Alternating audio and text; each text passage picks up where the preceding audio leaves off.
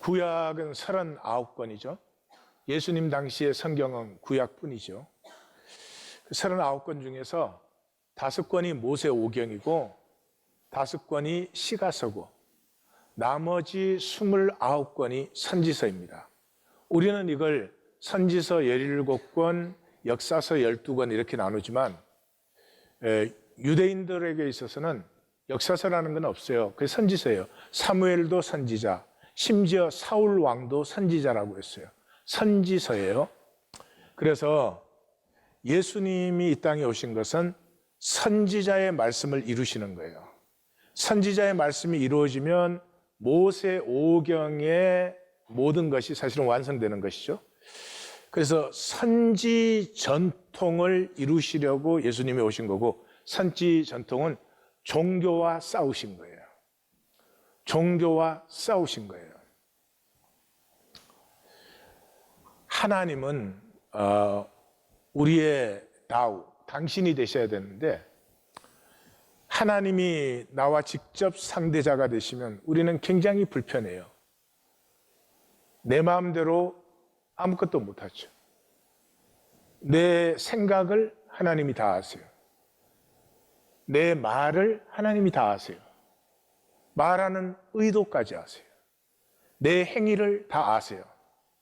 그러니까 하나님을 나의 삶의 직접 대상으로 삼으면 이것처럼 힘들고 어려운 일이 없어요. 그래서 만든 게 종교예요. 종교에서는 하나님을 제3자화 시켜요. 그래서 하나님 이런 분이야, 내가 이해를 해요. 하나님의 뜻은 이것이야 라고 내가 결정을 해요. 그래서 내가 하나님을 이해하고 하나님의 뜻을 내가 살아들여요. 여기에는 두말할 것도 없이 나의 거짓이 얼마든지 개입될 수 있는 여유가 있는 것이죠. 하나님은 나의 생명의 동반자, 대상, 에이제르가 될 뿐만 아니라 나와 하나가 된다. 이것이 성경이거든요. 그래서 이번 주 본문은 이 마가복음, 누가복음에 있는 본문과 마태복음 본문이 거의 같습니다. 그 말은 뭐예요? 마태복음 본문은 이때까지 다른 복음과 상당히 달랐어요. 왜요? 종교의 위선에 대해서 경고해 주기 위해서. 종교의 위선에 대해서 경고한다는 것의 동전의 디아들 사이드는 하나님과의 관계는 온전한 헌신으로만 이루어지는 것이에요. 하나님의 관계를 적당히 거짓으로 할 수가 없잖아요. 그러니까 하나님과 나와의 관계는 나의 온전한 헌신으로 하는 것이고, 그 온전한 헌신이 내게는 없기 때문에 중심의 진실이고, 하나님은 자기의 온전한 헌신으로 나를 대하시는 거죠. 이것이 신앙인데, 이것이 부담스럽기 때문에 제3자화 시켰다. 다른 말로 하면 이원화 시켰다. 그래서 교회에 오면 하나님께 예배해.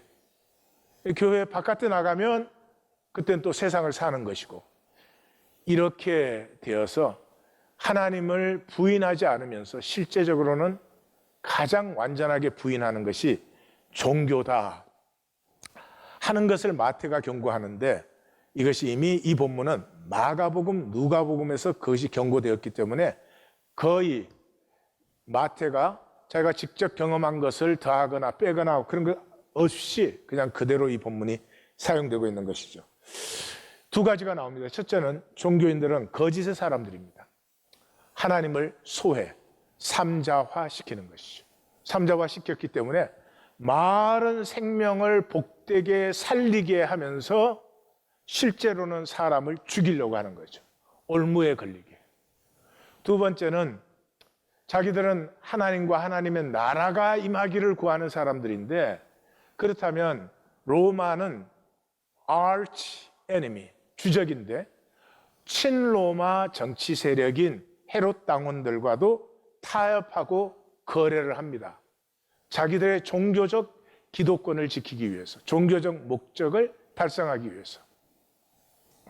뿐만 아니라 거짓 아첨을 합니다. 참되시고 진리로 하나님의 도를 가르치시고 사람을 절대로 차별하지 않습니다. 이유는 외모로 보지 않기 때문입니다. 그러면 이 바리새인들도 사람을 차별하지 않고 외모로 보지 않는 것이 좋은 것이라는 것을 아는 거예요? 모르는 거예요? 아는 거죠. 근데 제일 차별하는 사람이 누구죠? 바리새인들이죠. 창기, 세리, 자기네 종교법 못 지키면 죄인이라고 낙인 찍고, 그러니 모르는 게 아니에요. 알 걸 다 알면서 모든 걸 자기를 위한 수단화, 목적화 시키는 거죠. 그래서 그 새빨간 거짓말을 앞에서 거짓 아첨을 하면서 얼굴도 붉어지지 않아요. 예레미야 선지자의 말처럼. 그런데 이 모든 것을 우리에게 말씀하시는 것은 바리새인들이 저렇게 악한 종교인들이었다, 그걸 우리에게 가르치는 게 아니죠. 우리를 돌이키게 하는 거지. 저 얘기를 하는 것을, 지금 기독교는 바리새인들은 저렇게 참 위선적이고 좋지 않은 사람들이었어, 그러면 끝나요. 왜 그 얘기를 우리에게 하는지는 목적은 갖다 버려요. 우리를 돌이키게 하려고. 그런 그들이 예수님의 말씀에서 놀랍게 여김을 만났습니다. 다마죠. 말씀의 신성은 폐할 수 없어요. 듣는 사람이 듣기를 원하든지 원하지 않든지 말씀의 신성 자체는 그냥 신성 자체예요. 그래서 피할 수가 없죠, 사실은. 그래서 말씀의 신성이 나타났음에도 불구하고 에고는 조금도 흔들리지 않고 이것을 피해갑니다. 에고가 말씀의 신성조차도 이렇게 흔들리지 않고 피해갈 수 있는 것은, 우리가 말씀을 선포받고도 그대로 계속 살 수 있는 것은 무엇 때문입니까? 딱 한 가지죠. 경외심이 없기 때문에. 경외심이 없기 때문에. 경외심이 없다는 말은 모든 것을 나를 위한 도구로 인식하는 것입니다. 경외심이 있다고 하는 것은 그 존재의 본질을 보고 만나고 느끼는 것입니다. 그러면 모든 것 속에는 하나님의 신성이 있기 때문에 함부로 대할 수 없습니다. 가장 악한 범죄자를 만났어도 그 사람이 인간으로서의 가치조차 없다고 생각할 수 없을 것입니다. 그에게 남아있는 하나님의 신성이 나타나기를, 그 사람의 범죄가 악하여도, 이제 경외심입니다.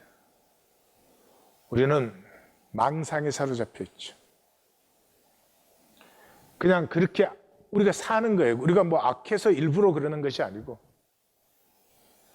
무엇을 해도 모든 대상은 나에게 이익이 되는 도구가 돼야지, 그 전에 그 존재 자체로서의 값어치를 우리는 인정할 줄 몰라요. 에고가. 그래서 에고는 말씀의 신성이 나타나고 선포되어도 조금도 흔들림 없이 꿋꿋하게 자기 삶을 살아갑니다. 그것을 하기 위해서는 한 가지가 절대적으로 필요한데요. 자기의 아픔을 눌러야 됩니다. 아프지 않은 척 해야 됩니다. 이 종교의 위선 두 번째는 우상 숭배자들이죠. 하나님을 소외했을 뿐만 아니라 하나님의 형상을 소외시켜버립니다. 이 하나님의 형상이라고 하는 것, 참으로 에고에게는 거추장스러운 것이에요. 그래서 살지는 않고 우리는 생각만 막 돌려요. 뭐를 하고 나서 이 잘한 것인가 못한 것인가, 못했다고 생각하는 것이 잘한 것인가, 잘했다고 생각하는데 못한 것인 것 같은 그게 또 잘한 것인가, 이렇게 밤을 새워. 삶은 없어요. 우리는 하나님의 형상으로 창조되어서 하나님의 말씀이 새겨진 존재예요. 옛 언약에는 말씀을 어디에? 돌에 새겼죠, 돌판에. 근데 새 언약에서는 우리의 heart, 가슴에 새겼다 그랬죠. 근데 세상은 황제의 형상과 황제의 말을 새겨서 그것으로 삽니다. 우리는 세상을 좋아하죠. 왜냐? 황제의 형상과 황제의 새긴 것은 세금만 내면 그 다음엔 다 내 소유예요. 근데 하나님은 나의 전체를 요구하십니다. 사랑의 관계니까요. 전체가 아니면 사랑이 아니죠. 그래서 이 세상에 사랑이 없어요. 부담스럽기 때문에. 그래서 예수님께서 가이사의 것은 가이사에게, 하나님의 것은 하나님의 것에게 한 것은 심판이에요. 그 가르친 거 아닙니다. 내가 황제의 것이야? 그럼 황제의 것으로 살지. 하나님의 것이야? 그럼 하나님의 것으로 살지. 이 종교의 이 거짓과 우상 숭배에 심판을 선언한 것이죠. 왜냐 그러면 종교는 더 이상 가르쳐서 되지 않습니다. 종교의 가르침만 다 합해도 우주보다 많을 것 같아요. 종교가 돌이킬 수 있는 마지막 보루가 심판입니다. 심판에서도 돌이키지 않으면 영원히 돌이키지 않는 것이죠. 그런데 22절 마태복음은 마지막 절이 펀치라인이죠. 이 이야기의 결론이 뭐예요? 종교인들은 돌이키지 않았다는 것이죠. 떠나가는 것이죠. 아무리 예수님에게 올무를 걸려고 나왔어도 예수님의 음성조차도 분명히 뭔가가 가슴에 떨리게 하는 뭐가 있었을 것 같아요. 그냥 소리가 아니었을 거예요. 그리고 예수님이 그 가이사의 것은 가이사에게, 하나님의 것은 하나님에게 이렇게 그 말씀하실 때 그 말씀이 아무리 애고라 그래도 나를 압도할 것 같아요. 그 자리에서 무릎을 꿇어야 되는데 무릎에 힘이 빠지지 않겠어요? 나는 죄인으로서이다. 긍휼히 여겨주십시오. 라고 했어야 될 시간에 그들은 말씀이 꽤 잘하시네 이러고 떠나갔습니다. 가슴이 아픈 이유는 그것이 우리의 얘기 아닙니까? 우리 분명히 말씀을 선포받고 만납니다. 그러나 딱 이해해서 삼자화 시켜버립니다. 하나님의 말씀 뜻은 저거야. 심지어 살려고 해도 내가 사정 허락될 때 살지. 처리가 아주 간단하죠. 참으로 비극적인 일입니다. 그래서 종교인들은 종교의 기득권을 위해서 하나님을 도구화 시킵니다. 액저스티. 율법에 옳습니까? 율법에 일치됩니까? 하는 이 단어가 예수님께서 안식일법을 폐하실 때 4번 사용이 됩니다. 그리고 나머지 4번이 더 나오는데요. 여기서 나와요. 액저스티. 분명히 정치 경제적 얘기 아니에요. 세금을 냅니까 안 냅니까? 근데 그것을 종교화시킵니다. 그래서 자기들의 기득권을 지키고 상대방을 처리해내려고 하나님과 하나님의 말씀을 도구화시키는 이 에고의 경외심 없음이 아니라 이거는 마이너스 경외심이에요. 아무것도 두려워할 줄 모르는 내 이익이 하나님과 절대화되어 있는 그런 상태죠. 이 본문은 이원론을 가르치지 않습니다. 세상의 것과 하나님의 것을 분류해가지고 세상의 것은 세상으로 하나님의 것은 그런 것이 아니죠. 정교 분리의 본문도 아닙니다. 정교 분리라는 말 자체가 이해가 안 가요. 아니 교육과 정치를 분리할 수 있어요? 다 연결되어 있는 것이죠. 근데 뭘 어떻게 분리를 하고 어떻게 분리하지 말란 이 다 종교인들의 개념 장난들이에요. 실제를 살지 않기 때문에 저런 말이 생겨날 수 있는 거죠. 실제를 살면 저런 말이 있을 수가 없어요. 또 예수님의 지혜 자랑이 아니에요. 이 바리새인들의 코를 납작하게 했다. 그런 게 아니에요. 본문에 없잖아요. 이 종교인의 위선과 악함을 만나면서 피할 수 없는 질문이 왜 회개하지 않는가? 왜 우리는 회개하지 않을까? 개인도 그러고 인류로도 그렇고 인류 역사 자체가 죄에 찌들은 이야기예요. 우리가 호모사피엔스죠. 인류 속이 22속인가 26속인가 그래요. 그러니까 우리와 같은 그 종의 사람들이 많이 있었습니다. 가장 가까운 건 호모 이렉투스, 서서 걸었다는 뜻이고, 가장 가까운 게 네안데르탈인이었어요. 네안데르탈인은 중동과 유럽 속에 살던 사람들이에요. 호모사피엔스는 아프리카가 그 기근이 와서 메마르면서 사막화되면서 그 길을 탈출한 사람들이에요. 그래서 네안데르탈인 지역으로 들어왔는데, 네안데르탈인은 우리 호모사피엔스를 배척하거나 공격하지 않은 것 같아요. 왜냐하면 그때 장소도 넓고 먹을 것도 사실 많았으니까.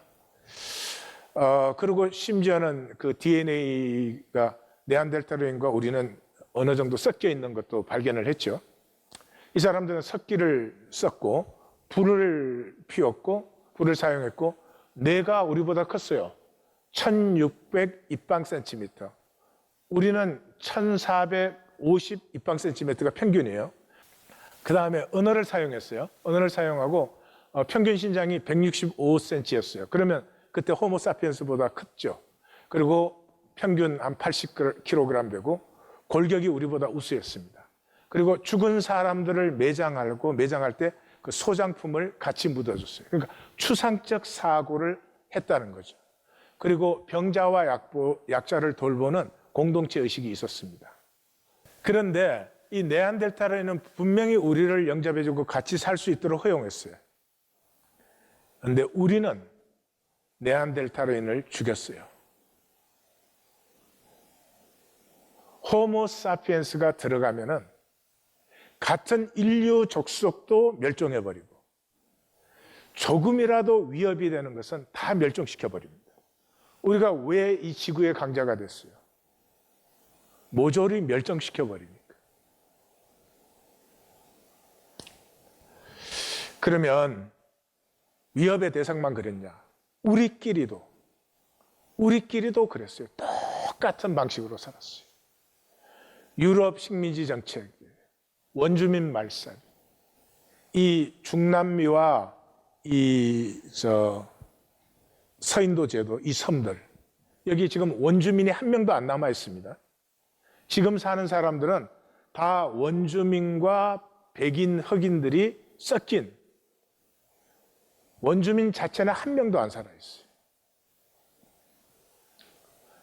남미는 이 유럽 사람들이 처음 들어갈 때 6천만 명이 있었습니다. 들어가서 100년 이내에 1000만 명 이하로 줄었습니다. 모든 자원을 약탈하고 흑인 노예화. 이건 제가 지금 이렇게 말씀드리는 게 굉장히 죄송하고 안타까운 얘기를 하는 겁니다. 우리는 흑인 노예, 이러면 우리가 노예 제도를 이해하는 걸로 생각을 해요. 천만의 말씀이에요. 상상해 보세요. 내가 아프리카에 살았는데 내 아들이 노예로 잡혀갔어. 평생을 이상한 땅에서 노예로 채찍 맞으면서 살아요. 부모의 마음이 어떻겠습니까? 이게 우주보다 태산보다 더 많은 죄악을 우리는 눈 하나 깜짝 안 하고 저질러요. 나에게 이익이 되기 때문에. 그러고도 그 사람들의 인권을 탄압해요. 흑인들 집 못 샀어요. 언제 부동산 소유할 수 있게 됐어요? 마틴 루터 킹 주니어 목사님 암살당하고 났어요. 전쟁, 군사독재. 한국은 지금도 그래요. 군사독재 기간에 경제 성장했다고. 도대체 얼마를 성장했는데. 그래서 얼마나 좋은 헬조선이 된 건지. 저는 어릴 때 아버지하고 그 형산강에 나가서 이 투망쳐서 고기를 잡고 그 싱싱한 고기를, 회를, 이 침이 넘어가서 말씀을 전할 수가 없네. 그 바다, 그 일대 다 오염되어 버렸어요. 제철 어떻게 들어왔어요? 일본이 하다가 공해산업이니까 우리한테 넘겨준 거죠. 이제 우리가 공해산업이니까 우리가 또 이제 넘겨주죠, 지금. 그죠? 넘겨주려고 찾고 있잖아요. 거기에 들어오는 연어 때는 영원한 자원이에요. 하나님 나라가 완성될 때까지 영원한 자원이 우리 자손 대대로 쓸 수 있는. 그 다 없어져 버렸어요. 다 망가졌어요. 잠깐 달러 좀 더 벌려고. 수많은 난민들, 종교각살, 인신매매. 저는 그 아이들 실종될 때마다 이해도 안 되고 가슴이 너무 아파요. 예? 이제가 티네이저 된 여자아이가 없어져요. 그 부모가 평생을 그걸 안고 살아야 되는 거 아니에요. 근데 그걸 돈 몇 푼 때문에 잡아가는 그 사람들은 나에게 이익되는 것밖에는 못 보는 거 아니에요. 그게 우리예요, 우리. 우리가 뭐 별로 다르지 않아요. 마약의 종교 전쟁. 전쟁 중에 가장 악한 전쟁이 종교 전쟁. 그것도 예수 믿는 사람들의 전쟁. 보헤미아는 30년 전쟁 때 이 캐톨릭과 개신교가 싸워가지고 끝나고 났을 때 인구가 10분의 1밖에 안 남았어요. 5명씩 두 가정이 있으면은 두 가정당 한 사람씩밖에 못 살아남은 거예요. 군인도 아니고 일반 민간인을 이렇게까지 죽인 전쟁은 종교 전쟁, 그것도 기독교 전쟁밖에 없어요. 우리는 하늘, 땅, 바람, 수목, 생물, 미생물에까지 빚진 자예요. 코로나 바이러스가 제일 좋아하는 데가 어디예요? 밀림 지역이죠. 숲을 많은 데죠. 가만 놔뒀으면 나오겠어요?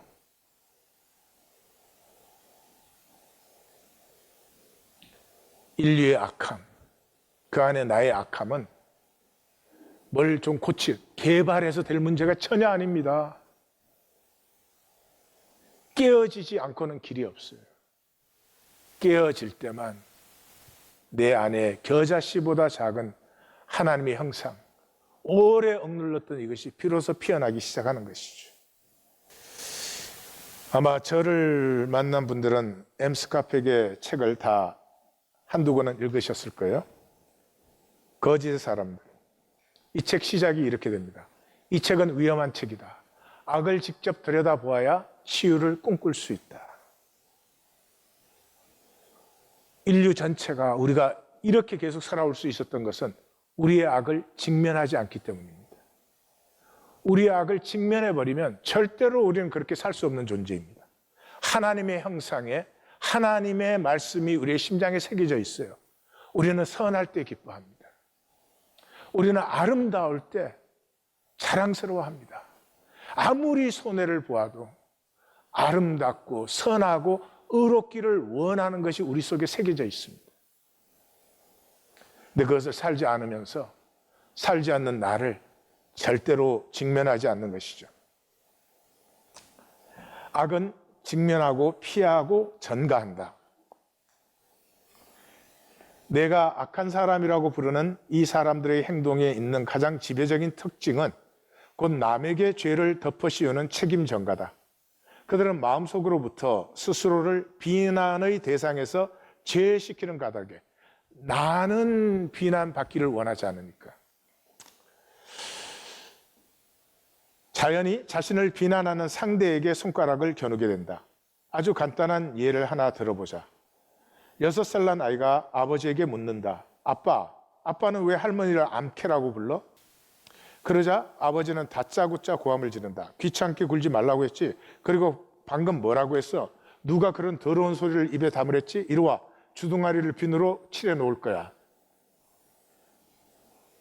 이 책임 전가는 정신과 의사들이 투사, 프로젝션이라고 부르는 방어 기제의 모습으로 나타나게 된다. 악한 사람들은 밑바닥에서부터 자신들에게는 잘못이 없다고 생각하는 까닭에 내가 잘못한 걸 알죠. 내가 잘못한 건 이유가 있어서, 사정이 그래서, 너가 그랬기 때문에 이렇게 전부 다른 것의 탓으로 돌려버리지, 내가 그렇게 해놓고도 내가 악을 행했다, 이걸 인정하지 않는 게 인간이에요. 여기 악이라고 하는 건 뭐 살인, 강도 그런 악이 아니라 본질적인 악을 얘기하는 것이죠. 자신들에게는 잘못이 없다고 생각하는 까닭에 혹시 무슨 갈등이라도 생기면 그 갈등을 일관되게 세상 탓으로 돌린다. 이것이 그들에게는 너무나 당연하고 불가피한 것이다. 자신들의 악함을 거부해야만 되는 까닭에 그들은 언제나 다른 사람들을 악하게 본다. 다른 사람의 악이 보이세요? 자기 악을 보고 있는 거예요. 다른 말로 하면 악한 사람들은 자신의 잘못을 직면하는 대신에 다른 사람들을 공격한다. 정신적 성장에는 자신이 성장을 필요로 하는 사람이라는 사실이 대한 인정이 선행되어야 된다. 만약 그것을 인정하지 못한다면 자신의 불완전함의 증거를 없애버리려 드는 일 외에는 아무것도 하지 않을 것이다. 우리의 삶에서 이 악은 섭리죠. 내가 아직 미성숙하구나. 내가 아직 새로워져야 되는구나. 그것을 깨닫기 위해서 하나님이 허락하시는 건데, 그것을 네가 그렇게 했기 때문에, 사정이 어쩔 수 없었어, 내 생각은 그게 아니었어, 이렇게 해서 내가 불완전하다는 증거를 부인하는 것, 이게 평생의 우리의 삶이에요. 굉장히 불행한 것입니다. 굉장히 불쌍한 것입니다. 내가 나의 자신을 한 번도 즐겨보지 못하는 것입니다. 내 자신은 언제나 숨겨야 되고 언제나 바깥에 딴 것을 보여야 되는 그런 것이 되는 것이죠. 내가 악하다고 부르는 사람들은 자신의 자아상을 완전하게 지켜야겠다는 생각만 꽉 차 있어서 어떻게든 외형상의 도덕적 순결을 유지하고 갖은 애를 다 쓴다. 이 문제에 관한 한 그들은 아주 세심한 신경을 쓴다. 예의, 범절, 이 사회가 정한 코드에 너무나 나는 이렇게 착합니다, 이렇게 선합니다, 나는 악한 것은 생각조차 아니합니다, 이렇게 자기를 맞춰 나가는 것이죠. 사실 이 거짓은 남을 속이려는 것이기보다는 자기 자신을 속이려는 것일 때가 훨씬 많다. 나는 온전해, 문제는 너에게 있어. 이제 스카펙이 라저라고 하는 그 학생을 상담을 하게 됩니다. 이 부모는 굉장히 성공한 상류층만을 상대로 하는 그 변호사예요. 그런데 이제 자기들이 그 상류사에서 이렇게 하는데 자식이 좀 자랑거리가 돼줬으면 좋겠어. 자부심이 돼줬으면 좋겠다. 얘는 문제아에 굉장히 뒤떨어지고 이래요. 그러니까 이 엄마 아버지 속에는 의식적이 아니지만 무의식적인 적개심이 아들을 향해서 있어요. 내 생애를 망치는 놈, 내가 이렇게 쌓아놓은 이 탑을 무너뜨리는 그런 무의식이 들어있어요. 그래가지고 이 아이의 문제를 고치고 돕는다고 하면서 점점 더 악한 쪽으로 만들어가요. 그래서 이제 스카펙이 두 분이 정신 상담을 좀 받으면 어떻겠습니까? 그렇게 해요. 그러니까 또 상류층 사람이니까 나 같으면 화를 팍 냈을 텐데, 왜? 내가 어때서? 그럴 텐데 또 이분들은 점잖은 분이니까 선생님은 전문가의 입장에서 그렇게 생각하실 수도 있을 수 있다고 생각이 되려고 상당히 노력하려고 지금 진행 중입니다, 이래요. 그걸 성공이라고 불러요. 스카펙이 그래요. 두 분이 저에게 화를 안 내서 그래요, 감사합니다, 다행입니다, 그러면서. 그러니까 지금 그 말씀은 아픈 사람은 라저이고 두 분은 건강하다는 말씀이군요. 물론 문제가 가장 눈에 띄게 드러난 사람은 라저인 것은 사실입니다. 그러나 무엇보다도 중요한 점은 라저의 문제는 바로 두 분의 문제라는 사실입니다. 저의 견해로 볼 때 과거부터 지금까지 라저의 문제들을 다루기 위해서 두 분이 한 행동들은 모두가 잘못된 것입니다. 라저를 압박하고 라저를 하여금 점점 더 숨도록 하고 말았습니다. 제일 먼저 한 것이 이제 라저가 그러니까 소원이 기숙학교 가는 거, 엄마 아버지 떠나는 거였는데 그냥 말 나오자마자 딱 잘라버렸거든요. 그 거절이 그에게 어떤 영향을 줄 것인지에 대해서는 생각조차도 하지 않으셨습니다. 두 분이 라저를 의도적으로 해치려 했다는 얘기는 아닙니다. 다만 심리적 견해로 볼 때 두 분의 행동은 그 무의식 수준에서 라저를 향한 깊은 적의가 있음을 보여주고 있다고 하는 것을 얘기하고 싶은 것입니다. 항상 문제가 발생하면 나는 문제가 없는데 또는 나는 별 문제가 없는데 다른 사람 때문이죠. 예. 그러니까 내가 잘못됐다는 걸 인정하지 않기 위해서 잘못을 누군가에게 덮어 씌우는데 그런 경우 되게 약한 사람에게 덮어 씌우게 되죠. 그래서 이 희생양 만들기를 하는 사람에게는 네 가지 특징이 있어요. 파괴적인 행동이 나오는데, 즉 희생양 찾기, 책임을 전가하는 것이 지속적으로 나타나요. 아, 이번에도 내가 또 이렇게 미스테이크 했네, 내가 부족하네, 아, 지난번에 내가 그걸 깨달았었는데도 또 그렇게 했어요. 이런 거 기대할 수가 없어요. 비난이나 나르시시즘적 상처들을 지나치리만큼 못 견뎌 하는데 대개는 눈에 띄지 않아요. 그래서 다른 사람이 조금만이라도 나를 인정해 주지 않는다, 어떤 나의 어떤 약점을 봤다, 나의 어떤 속임수를 봤다라고 생각하면은 절대로 드러낼 수는 없는데 그냥 그것 때문에 뭐 몇 날 며칠을 이제 헤매이는 거죠. 사람들 앞에서 자기 이미지와 사람들이 자기를 존중해 주는가에 대하여 유별난 관심을 갖고 있다. 그것으로 인한 정의나 복수심을 부정하기 위하여 위선의 정도가 심해진다. 내가 이렇게 대접받고 나를 이렇게 해주기를 원해요. 근데 그렇게 해주지 않는 사람에 대해서는 증오와 복수심이 생겨요. 근데 그것을 직접적으로 드러낼 수가 없기 때문에 모든 것에서 아무것도 아닌 일에조차도 가면을 쓰고 말을 직접적으로 하지 않고 이런 것들이 심해지는 거죠. 그래서 머리에 속임수를 자주 쓰는 스트레스로 말미암아 가벼운 정신분열 증상이 나타난다. 그리고 비겁한 공생을 해요. 생명을 성숙하지 않고 공생해요. 이게 게으름이라고 부르는데 스캇은 이 하틀리와 사라라는 부부관계의 그 상담이에요. 하틀리와 사라의 관계가 바로 그런 것이었다. 약자 하틀리는 자기 대신 모든 결정을 내려주는 사라 없이는 그 유아적인 상태에서 결코 살아남을 수 없었다. 사라 역시 자신의 나르시시즘적인 지배욕과 우월감을 충족시켜주는 나약한 하틀리 없이는 결코 살아남을 수가 없었다. 두 사람은 독립된 개인이 아니라 공생하는 기생 관계였다.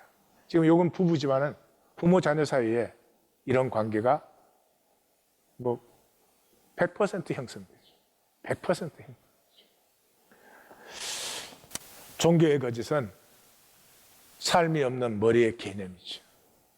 하나님을 삼자화시켰다 이랬죠.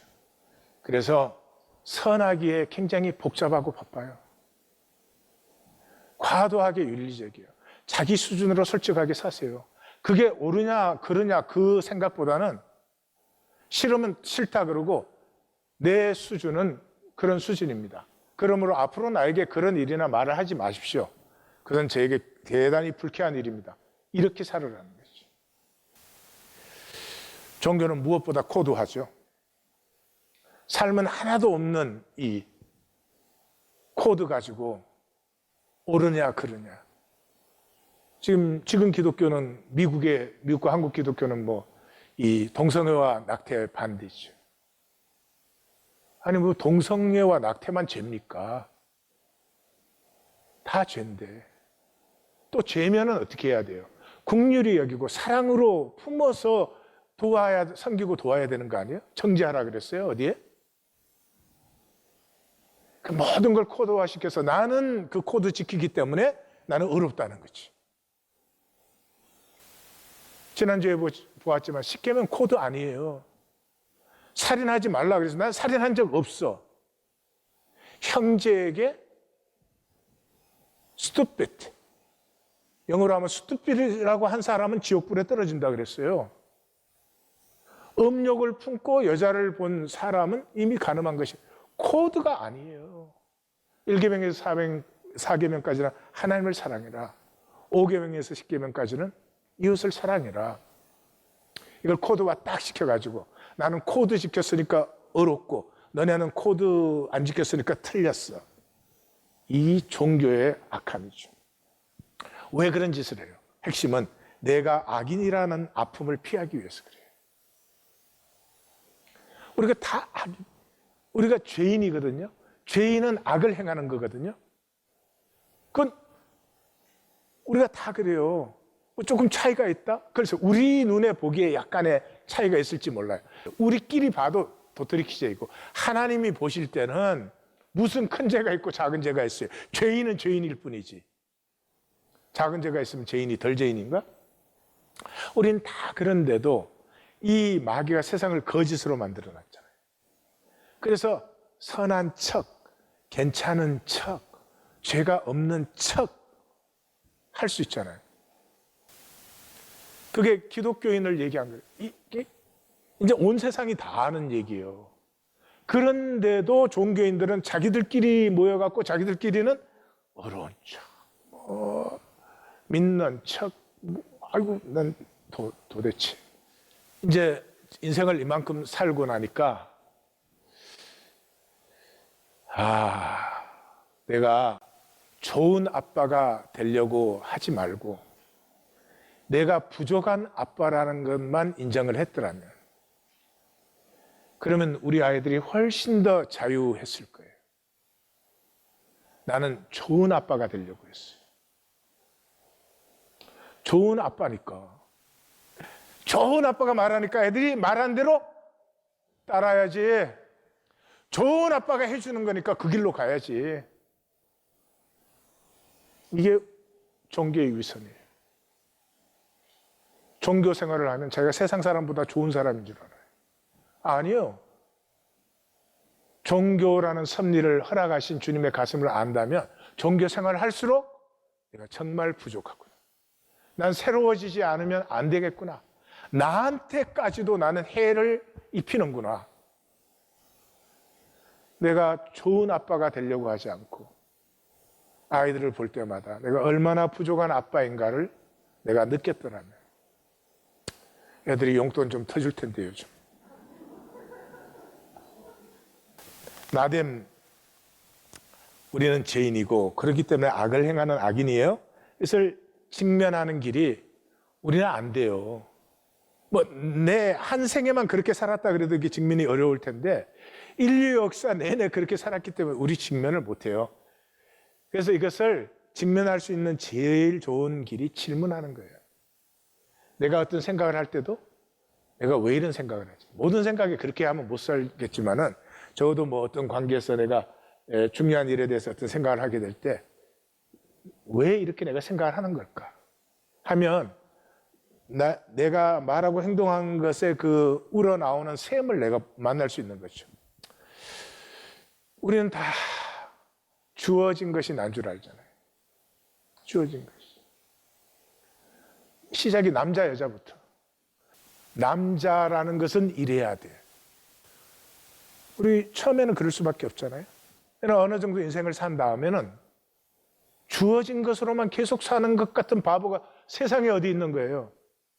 이게 정말 내가 살고 싶은 것이야? 내가 정말 원하는 나는 어떤 나야? 퀘스트 찾아야 되는 거죠.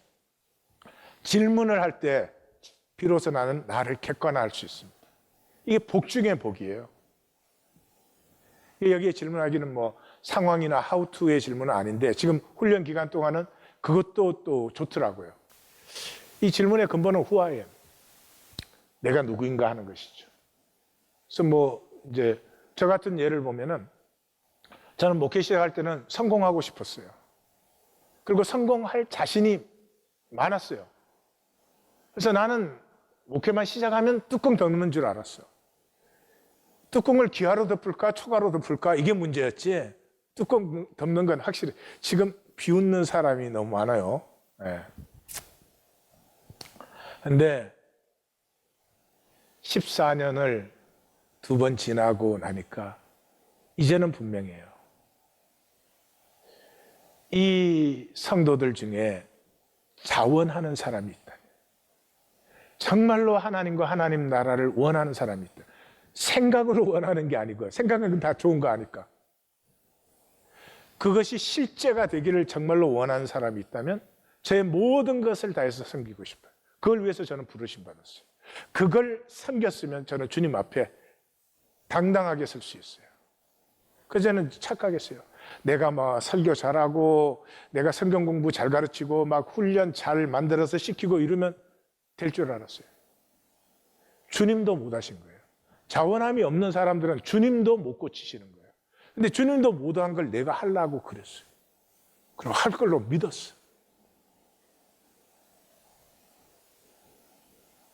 옆에다 좀 말씀하세요. 불쌍하다.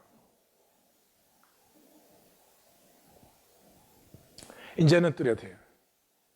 그리고 이 하나님교회는 섬길 사람이 있다는 것이 제게는 기쁨이고 자랑이에요. 이 모든 것은 결국 신비한 연합 아니겠어요? 근데 연합이 되려면 하나님과 내가 하나가 되고 그 하나님 안에서 만유와 하나가 되려면 나라야 되죠. 거짓 나는 하나 될 수 없는 거죠. 근데 우리는 진실이 없기 때문에 중심에 이 현상 세계에 있는 동안 하나님이 우리 안에 하시는 것은 중심의 진실만 열리면 돼요. 이 중심의 진실, 겨다시보다 작은 것만 연결이 되면은 이 현상, 거짓이 다 끝나는 시간에 하나님이 그 머리카락보다 가느다란 연결을 하나님 절대로 놓치지 않는단 말이죠. 하나님이 품으셔서 하나가 되게 하시는 것이지. 이 나는 자유 안 나고 오직 하나님 앞에서 나예요. 누가 나를 어떻게 보든지. 이때의 복이 하나님의 믿음을 누리는 거예요. 2021년에 제 목회 기도의 핵심은 우리 성도들이 하나님의 믿음을 갖는 거예요. 예를 들면 병이 있는데 병을 자기가 붙들어주고 하나님 이 병을 낫게 해 주십시오. 그 기도 응답이 참 어려울 거예요. 그런데 하나님이 보시는 나는 모든 것에 온전하잖아요. 그러니 아버지의 뜻이 이루어지기를 원합니다. 얼마나 간단하고도 얼마나 능력은 1이면 억이요. 근데 그 하나님의 믿음을 누릴 수 있는 것을 결과적으로 제가 요령을 가르쳐 드릴게요. 요령 그럼 이상한데 이제 하나님의 품음을 체험하는 사람은 품음이 나타나요. 내가 하는 게 아니에요. 하나님의 품음을 받은 사람은 품음이 나타나요. 그래서 이 죄인 중에 괴수잖아요.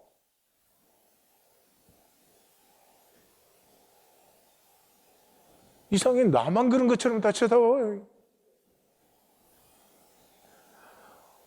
우리 생각 계산 우리 스스로 다 알잖아요. 우리 이 나르시시즘 때문에 이 악 때문에 쓱 눌러서 나에게는 없는 척해서 그렇지 진짜 이렇게 생각해 보면 누가 남이 나의 생각을 알면 내가 얼굴이나 들겠어요?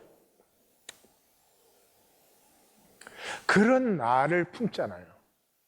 그 품음을 받으면 반드시 품음이 나타나요. 내가 뭘 하는 게 아니에요. 그래서 어떤 사람이 나에게 잘못했다 또는 나에게 아니라 어떤 잘못된 일을 했다. 그때 바로 나오는 것은 또 저 잘못했구나, 악하구나 이게 아니고요. 얼마나 힘들까, 얼마나 미안할까. 품음이 저절로 나와요. 그러니까 하나님의 믿음을 갖고 싶은 사람은 요령을 약간 쓸 수 있어. 다른 사람이 잘못했거나 부족할 때 자꾸 품어. 품으면 하나님이 나를 품으신 것은 이미 이루어진 사실이에요. 그게 나에게 더 확실해지는 거지. 시편 119편 65절에서 72절로 오늘 말씀을 마감하겠습니다. 시편 119편은 그냥 한 편의 시편이라고 되어 있지만 사실은 22편의 시편이 들어있어요. 알파벳 시편이에요. 그래서 알파벳 하나마다 한 시편씩이 나오는데 모든 시편은 발행어로 되어 있어요. 그다음 오늘 65절에서 72절은 이게 9번째 알파벳인 테트. 테트에서 그 8행의 시를 보겠습니다. 보시면은 이 시편은 이 시편은 구조가 중요해요. 65절에서 시작해서 여호와의 말씀대로 주의 종을 선대하셨나이다. 어떻게 선대했어요? 그 대칭되는 곳에 주의 말씀이 내게는 천천 검은보다 좋으니이다. 하나님이 나를 선대하셨기 때문에 내가 주의 말씀을 좋아하게 되었어요. 그래서 그 안쪽 대칭에 주의 말씀의 명철과 지식을 내게 가르쳐 주소서 그랬더니 그 대칭에 내가 주의 말씀을 배우게 되었어요. 세 번째 대칭, 가장 중요한 대칭이 그러면 그 말씀을 가르쳐 달라고 했는데 배웠는데 어떻게 말씀을 가르치시고 내가 배웠는가? 내가 고난 받기 전에는 그릇 행하였더니 이제는 말씀을 지킵니다. 우리 고난이라는 말은 상당히 성경적인 용어인데 아픔이에요. 내가 아픔을 당하기 전에는 그릇 행하였는데 이제 말씀을 지킵니다. 그 대칭해 보니까 그래서 고난 당함이 아픔을 만난 것이 내게 유익이라.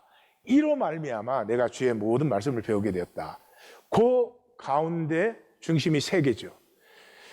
선하신 말씀을 내게 가르치셨습니다. 그러므로 내가 말씀을 지킬 것입니다. 그러므로 이제 내가 말씀을 즐거워합니다. 가르치셨습니다. 내가 지킵니다. 내가 즐거워합니다. 이게 핵심이죠. 그러면 대번에 시편 1편이 생각나시죠? 복 있는 사람은 주의 말씀을 즐거워하여 주야로 묵상하고 그것을 행하는 자는 시냇가에 심은 나무와 같이 시절을 조차 열매를 맺으며 그 잎사귀가 마르지 않은 것 같으니 그 행사가 다 형통하리로다. 근데 여기 요 시편을 조금만 더 보시면 토브, 좋았더라가 6번 나옵니다. 벌써 성경 읽은 사람이면 알죠. 이 토브가 6번 나오는 데가 또 어디 있죠? 창세기 1장. 창세기 천지 창조할 때 6일에 창조하셨기 때문에 좋았더라가 6번 나오잖아요. 이 시편에서 좋았더라가 6번 나오는 건 뭐예요? 말씀을 즐거워하게 되면 온 우주를 창조하시고 섭리하신 하나님의 원리가 나와 얼라인 되어서 내가 애쓰고 수고해서 사는 삶이 아니라 천지 만물 조화 속에 있으므로 저절로 열매를 맺으며 나는 누리고 즐거워하는 이 하나님의 온 세계와 얼라인된 삶을 산다. 그래서 92절에 가면 주의 법이 나의 즐거움이 되지 아니하였다면 내가 고난 중에 멸망하였을 것입니다. 이런 고백이 나와요. 이 고백 볼 때마다 저는 무슨 생각이 나냐 그러면 스키 생각이 나요. 스키를 잘 타는 사람과 스키를 엉덩이로 타는 사람의 차이는 아주 사소한 곳에 있어요. 스키를 딱 타고 슬롭에 쓰면은 무게중심이 내 무게중심이 있죠. 내 무게중심보다 내 자세가 조금만 앞으로 나가면 스피드보다 내 중심이 앞으로 나가기 때문에 스피드를 컨트롤할 수 있어요. 근데 이게 무섭거든. 이렇게 쓰면 무섭거든. 그러니까 무게중심을 뒤로 확 뺀다고. 그럼 엉덩이로 타시는 거예요. 말씀을 즐거워하는 사람은요, 세상이 두렵죠, 힘들죠, 어렵죠, 쉬운 데가 아니죠. 그럼에도 불구하고 내 삶의 중심이 세상 중심보다 살짝 앞으로 나가 있어요. It makes all the difference. It makes all the difference. 세상은 아픔을 아기고 없애야 하는 것이라고 하는데 천만의 거짓말이에요. 소록도 오동찬 원장 영상들을 많이 보셨을 텐데 굉장히 영상이 많더라고요. 근데 소록도 주민들이 정기 진단 받으러 와요. 그 정기 진단 받으러 오면은 그 중에 하나가 뭐냐면 바늘로 찌르는 거예요. 바늘로 딱 찔렀어요. 그때 아프면 영상 보셨어요? 그때 아프면 막 환호가 터져요. 너무 기뻐하고 좋아하는 거예요. 왜요? 찔러서 아프면 한센시병이 치유됐다는 거죠.